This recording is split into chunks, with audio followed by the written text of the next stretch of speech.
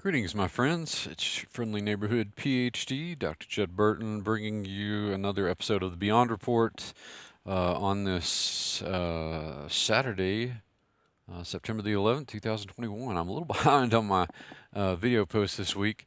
Um, been a little busy. First week of getting everybody, new students, oriented, that sort of thing.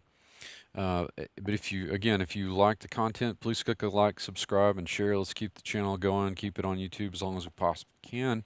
Um, and well, um, wanted to start today off and give you some reports on some of our really beleaguered brothers. I mean, gosh, a lot of us are under attack for teaching the things that we do, no doubt. At any rate, I talked to our good friend Dr. Mike Heiser this week. We touched base and had a good conversation, and he's at his first round of chemo and is doing better, staying in good spirits. You know, we're all very thankful about the answered prayers of him catching the pancreatic cancer early before it spread. So please continue to keep him and Drenna, his wife, in prayer, and the whole family. Drenna has recovered from COVID, so that's another praise. Also, please be in prayer, continue to be in prayer for Rob and Sheila Skiba. Rob had been in the ICU with COVID pneumonia and had some pretty low oxygen levels, but from what I understand, he's made some progress, and they're looking at kind of charting out a time when he'd be able to be moved or dismissed from the hospital. So that is also quite another praise. So just in general, lift each lift brothers and sisters up in prayer. Because we are at war. I mean, this is a supernatural war. And on that note, you know, we can see the surface of the war.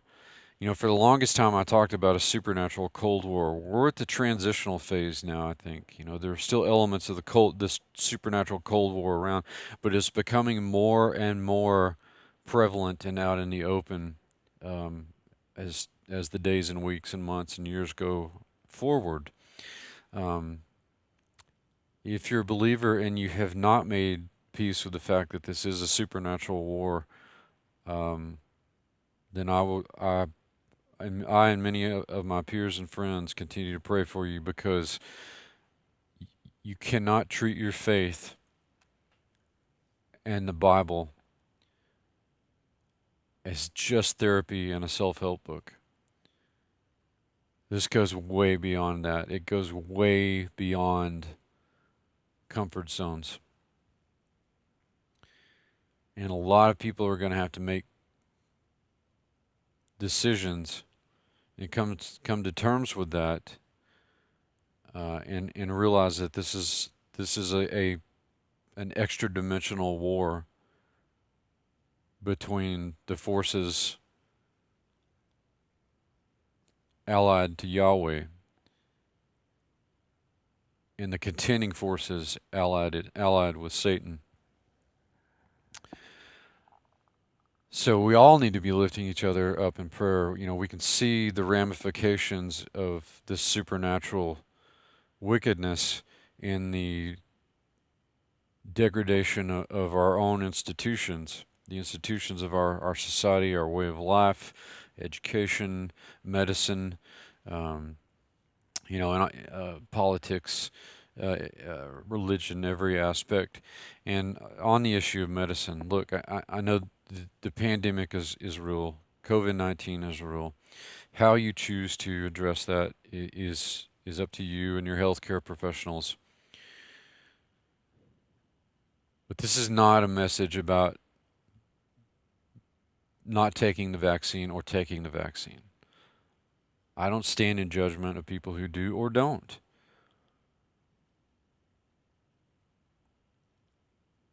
I understand why some people who are around a lot of people might be inclined to get it for any number of reasons, and I understand why people don't want to get it.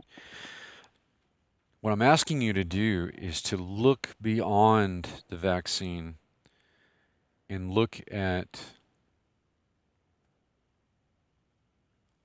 the divisiveness that it causes, and look at the infrastructure that's being built around it, the compulsion that is built into it, the prospect of having to show some sort of identification just to go to a public place or a restaurant or other public venue, to get gas, to step outside your house, to travel.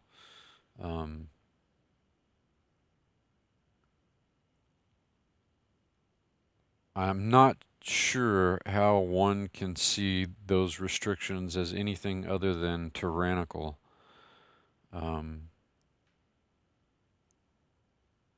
Particularly when it marginalizes people who are on one side of the vaccine or the other. This is all part of what I've been talking about in this Beyond report, is this supernatural Cold War. There are forces that have engineered this that are not human. And we're seeing the ramifications of it in our own society, some other disturbing ramifications. But we also need to have hope. We also need to have hope that we'll get through this, that our country will turn away from its wayward mannerism, its wayward trajectory, and come back to God, that we would repent and re-embrace, reinvigorate the principles upon which our nation, our society, our way of life is founded. So I would just encourage everybody to remain encouraged, but also to be very prayerful during this time. And if you want to know more about this war, as a historian and anthropologist, Christian scholar, I have devoted my life to the study of many of these topics, and I teach coursework through the Institute of Biblical Anthropology on many of these issues. And I have 6 programs: Biblical Anthropology, Preternatural Morphology, which looks at folkloric creatures as manifestations of the devil, Biblical Demonology, Mythology, Ancient Near Eastern Civilization, and Ancient Mediterranean Civilization. And each of those happens to be on sale this weekend, and I may extend the sale next week, but for now, you can get each one of them for $105 a piece. And if you do the math, comparing that with classes you're going to take at a university or college with the same kind of rigor, there's really no comparison. There's plenty of room at the Institute. I'm getting new students, I wouldn't say every day, but certainly every week. Some weeks it's almost every day. But there are more people who are interested in this, want to understand the mechanics of this supernatural Cold War and the study of culture, both mundane and beyond, can be of great assistance. Of course, all grounding it in the Bible, looking through the biblical lens. I'm also giving a lecture tomorrow on the Bible and mythology, and I'll put links in the description for that. The tickets are $12. I may do a repeat of that, but I know that there's several people that are going to be in the meeting. So I will put a link in the description so you can do that. You can follow the lecture if you want to.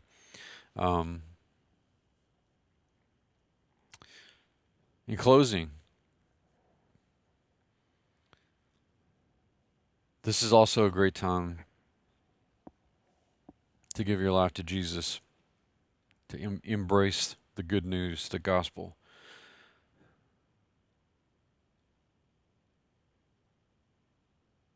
It's very easy. Plan of salvation. It's very accessible. Repent, accept.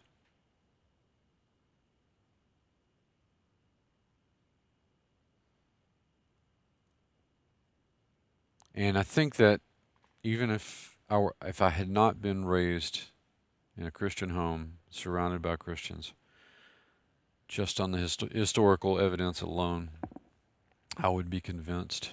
There are certainly other elements of evidence, archaeological, epigraphical, um, the pure religious studies, reasoning.